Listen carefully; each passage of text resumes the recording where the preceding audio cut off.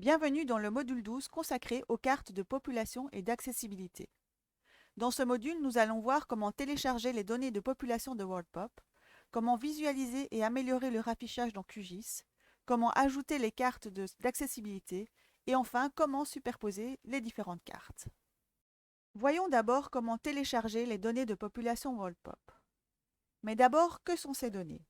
Il s'agit de rasters constitués d'une matrice de pixels organisée en lignes et en colonnes. Chaque pixel contient une valeur représentant une information, comme par exemple le nombre de personnes présentes dans ce pixel.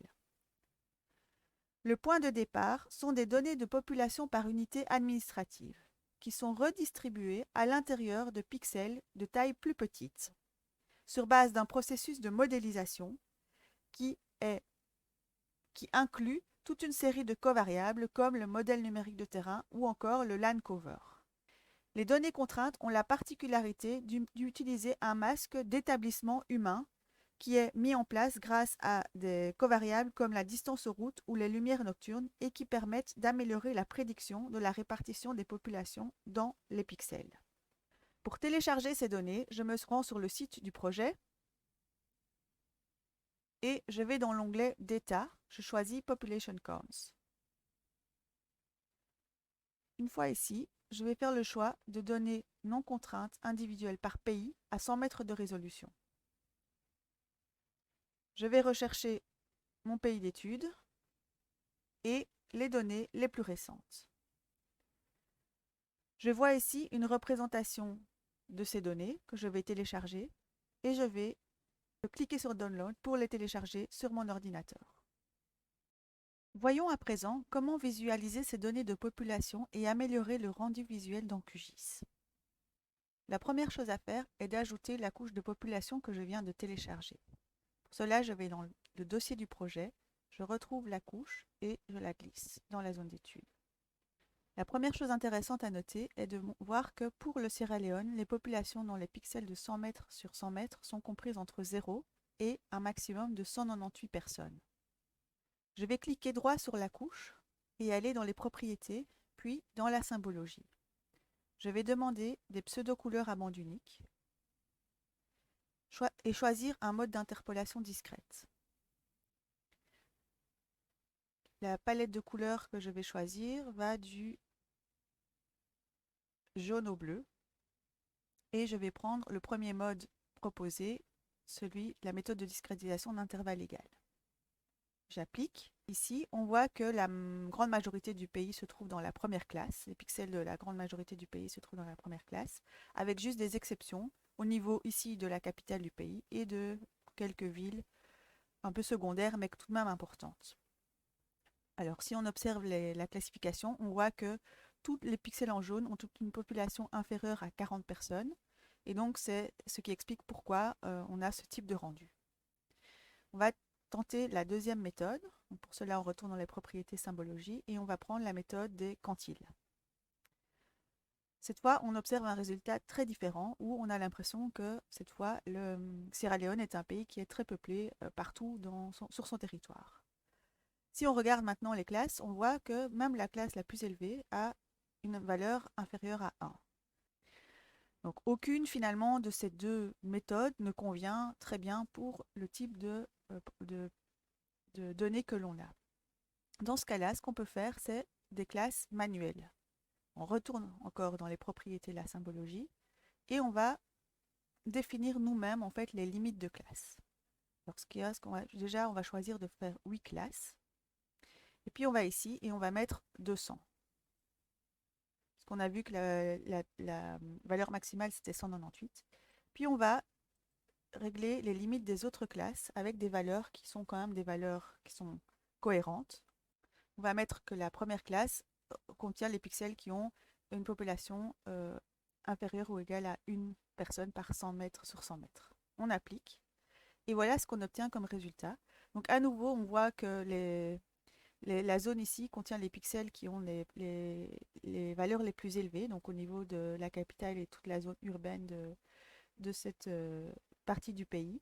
On voit que ressortent aussi les villes secondaires de taille importante et aussi les villes de taille peut-être moins importante. et puis les populations aussi qui se regroupaient le long des axes routiers.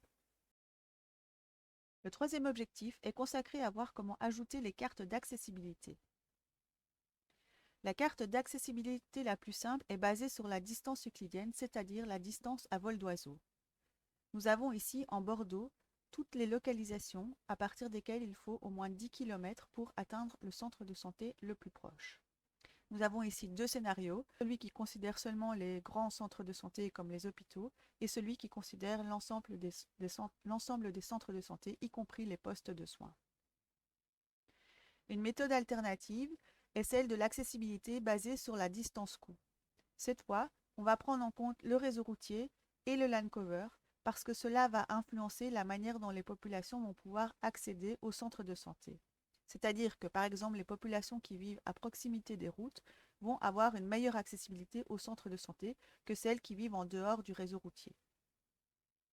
On va donc fusionner ces deux cartes et puis on va intégrer toute une série de vitesses qui correspondent aux vitesses des populations sur les différents land covers. C'est-à-dire que les populations qui doivent traverser la forêt vont mettre plus de temps que des populations qui vont marcher sur des routes. Après avoir introduit ces différents éléments, nous pouvons combiner avec la localisation des centres de santé et avoir ce type de carte d'accessibilité basée sur la distance coût. Nous avons ici 4 scénarios de ces cartes d'accessibilité. 2 scénarios sans voiture et 2 scénarios avec voiture.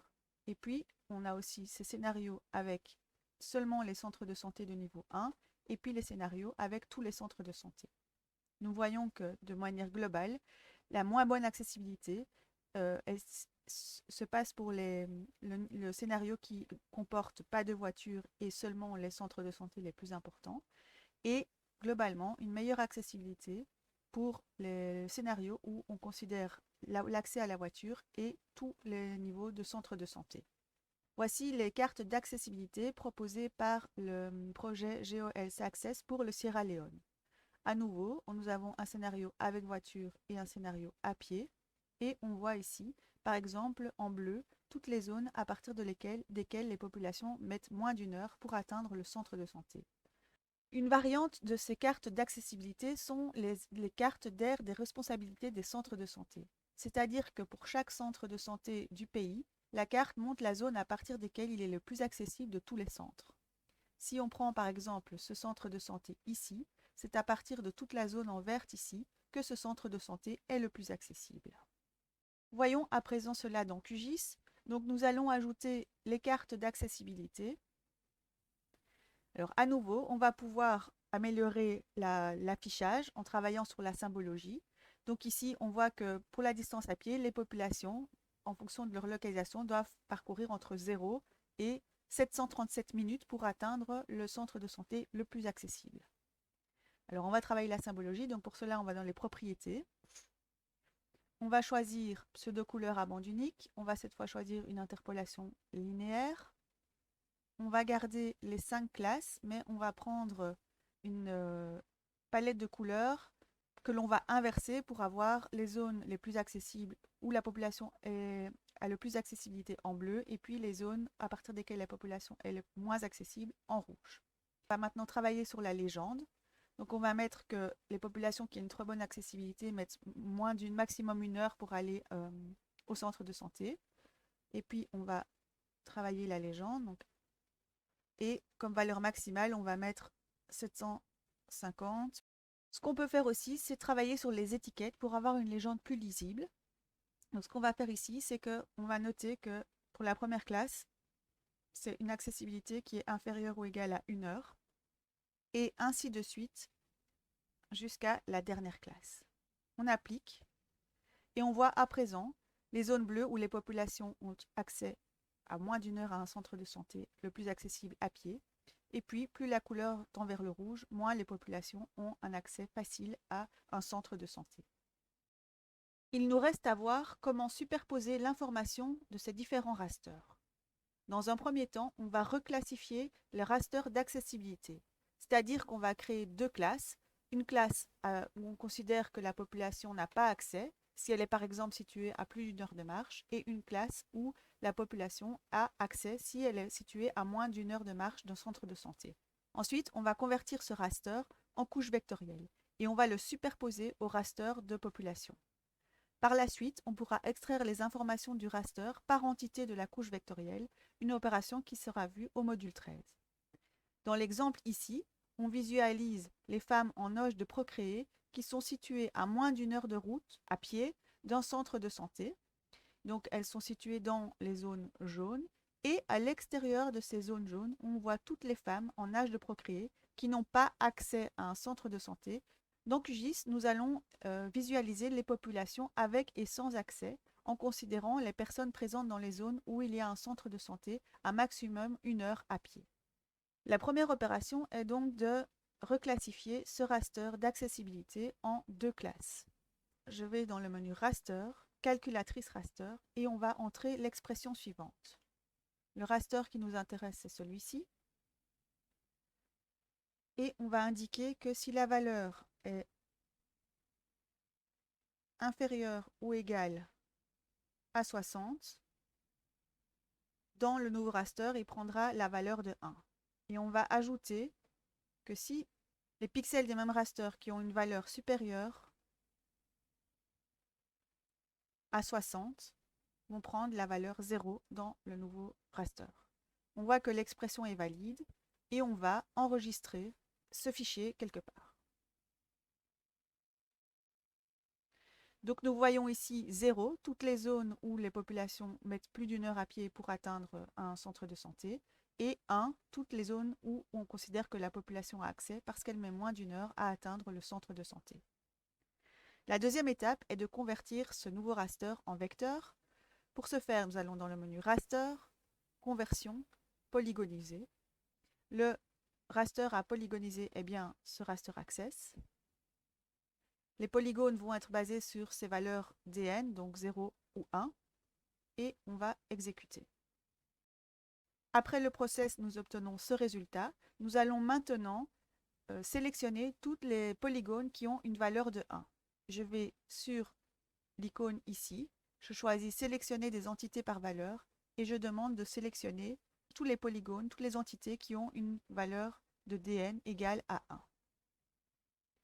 Je vais maintenant créer une nouvelle couche avec ces points. Pour cela, je vais cliquer droit sur vectoriser, je vais exporter. On va travailler la symbologie en cliquant droit, propriété symbologie. On va demander un remplissage transparent et mettre une couleur de trait plus visible pour pouvoir visualiser les populations à l'intérieur de ces petites zones qui ont un accès aux soins de santé parce qu'elles mettent moins d'une heure à rejoindre un centre de santé. Et puis en dehors de ces zones oranges, donc partout ici, notamment ici, il y a pas mal de populations qui n'ont pas accès au centre de santé parce qu'il leur faut plus d'une heure à pied pour atteindre le centre de santé le plus proche, le plus accessible. Je vous propose maintenant de mettre en application ce qu'on a vu dans ce module via ces quelques exercices. Les solutions et méthodes pour y arriver sont présentées dans des fichiers annexes. Voici quelques liens vers des ressources supplémentaires. Je vous remercie pour votre attention.